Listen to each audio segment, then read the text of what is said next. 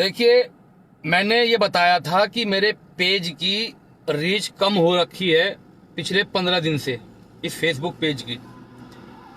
अगर मेरा पुराना वीडियो, आज मैं नाम लेकर बोल रहा हूं कि गुज्जर भाइयों तक नहीं पहुंचा है, तो इसमें मेरी खता क्या है, इसमें मेरी गलती क्या है।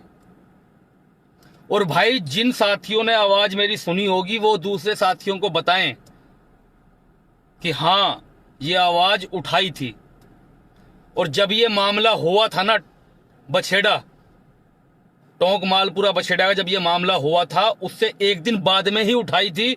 और उस दिन भी ये कहा था कि उस बच्ची के साथ हम खड़े हैं और जहां जरूरत पड़ेगी वहां खड़े हैं। अगर मेरी आवाज नहीं पहुंच पाई तो कुछ साथी मुझे मैसेंजर में बोले, मैं उनको ये बता देना चाहता हूं कि आज भी फेसबुक लाइव उस बच्ची के विषय में, उस मैटर पर मेरे पेज पर पड़ा हुआ है। इस पेज की रीच काफी कम की हुई है, इसमें मेरी कोई गलती नहीं है कि वो सभी तक नहीं पहुंच पाया। और जिन तक नहीं पहुंच पाया वो अब सुन लें इस बात को कि मैंने पहले भी ये कहा था और आज भी ये कह रहा हूं, मैं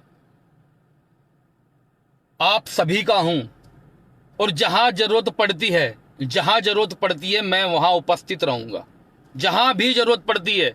अब ये आपका काम है कि आप मेरी इस आवाज को आगे पहुंचाएं ताकि सभी भाइयों को पता चले।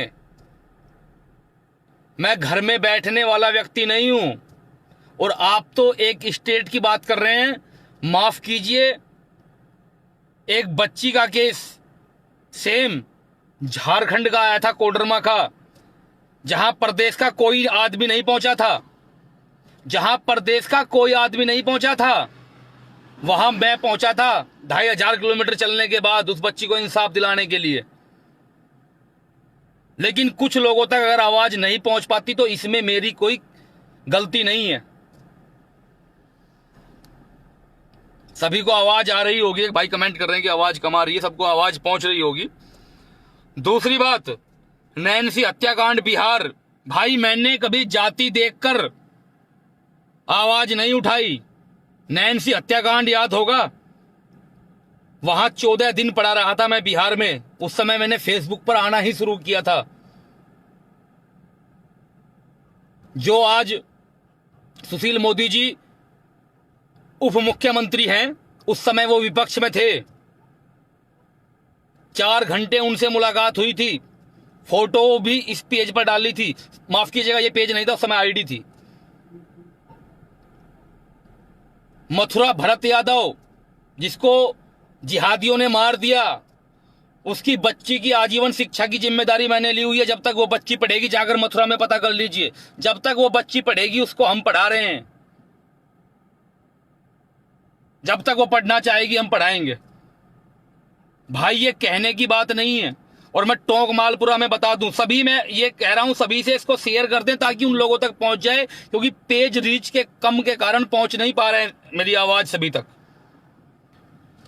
ये मामला होते ही आपके समाज के कर्नल बैसला जी सबसे बड़े व्यक्ति हैं मेरे भाइयों, आप उनसे फोन करके पूछना। मेरी वार्ता हुई उनसे 5 मिनट से ही ज्यादा इसी मैटर में।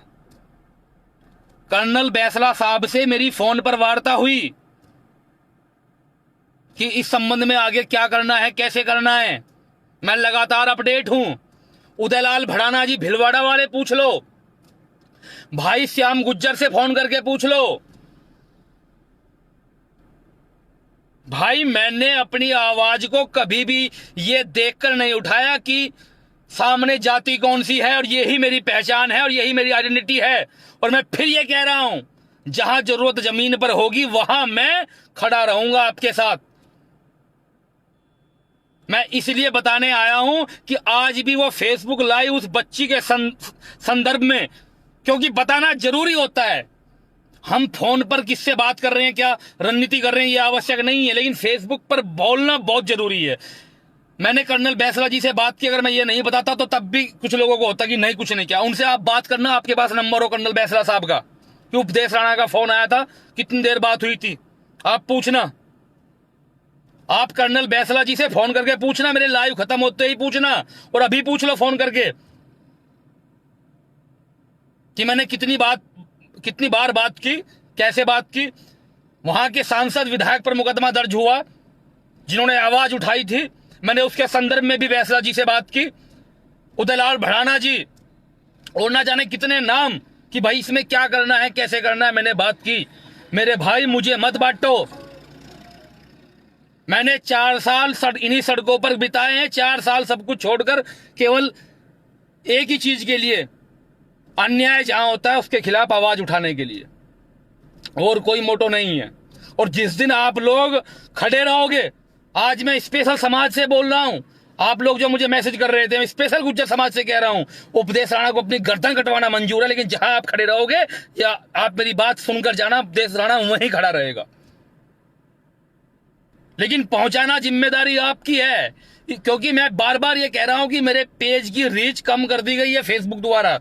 ये हिंदूवादी साथियों के साथ होता है, अकेले मेरे साथ नहीं।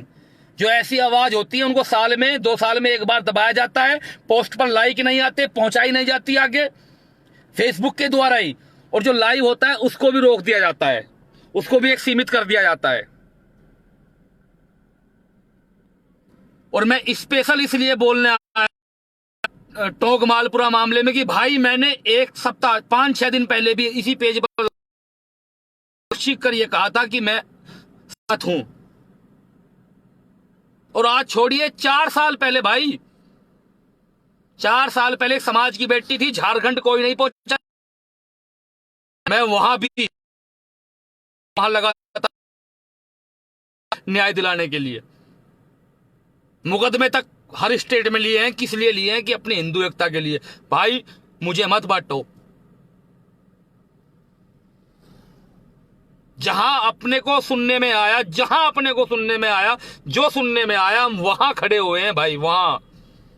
और मैं फिर इस बात को आपके सामने ये कह रहा हूं कि जहां जरूरत होगी, जिस तरीके से जरूरत होगी, उपदेश राणा आपसे दूर नहीं है, कभी भी दूर नहीं है। गाड़ी से वहीं पहुंच जाऊंगा, वहीं खड़ा मिलूंगा आपके साथ, कंधे से कंधा मिलाए। लेकिन जिम्मेदारी है ताकि कुछ लोगों को गलतफहमी ना रहे, अगर उन तक ये लाइव नहीं पहुंचा। बहुत साथी कह रहे थे कमेंट में या पोस्टों पर कि भाई उपदेश राणा आवाज क्यों उठाएंगे। भाई देख लो, चेक कर लो, जिस तारीख का मामला था उससे अगले दिन मैंने और ये कहा था कि जैसे भी कहोगे इस तरीके से हम साथ हैं इस मामले में, जो बछेड़ा में ये कुकृत्य हुआ है। उसके बाद उदयलाल भड़ाना जी से, उसके बाद कर्नल बैसला जी से, और तमाम समाज के मुंह बड़े नेताओं से मैं लगातार टच में हूं, फोन पे बात कर रहा हूं। और अगर मेरी बात झूठ हो तो अभी फोन करके बैसला जी को फोन कर लेना उनके पर्सनल नंबर पर, और उनसे पूछना बैसला जी से कि उपदेश राणा ने आपको फोन किया था, आपसे बात हुई थी।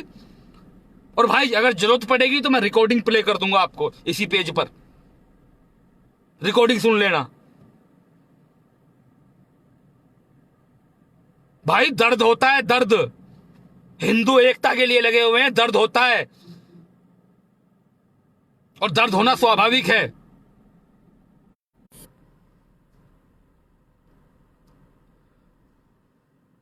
राहुल धौलपुरे भाई जुड़ गए हैं।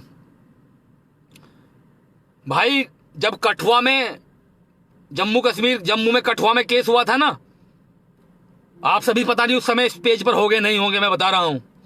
जब जम्मू कश्मीर में कठुआ में केस हुआ था, 102 बुखार था, बंगाल के प्रोग्राम में था, वहां से गाड़ी चला के 2 रात 1 दिन कठुआ पहुंचा था, और सभी को उस मंदिर की सच्चाई दिखाई थी कि इस मंदिर में ऐसा नहीं हो सकता, बदनाम किया जा रहा है मंदिर को, और वो करोड़ों लोगों ने वीडियो देखा था। बंगाल से 102 बुखार में कठुआ पहुंचा था। क्यों पहुंचा था भाई? मुझे कोई अवार्ड मिलना था क्या? गलत नहीं देख सकते सिर्फ इसलिए। तो भाई एकता बना के रखो, बिल्कुल भी। देखिए आज हम टूट गए तो बस फिर नहीं जुड़ पाएंगे।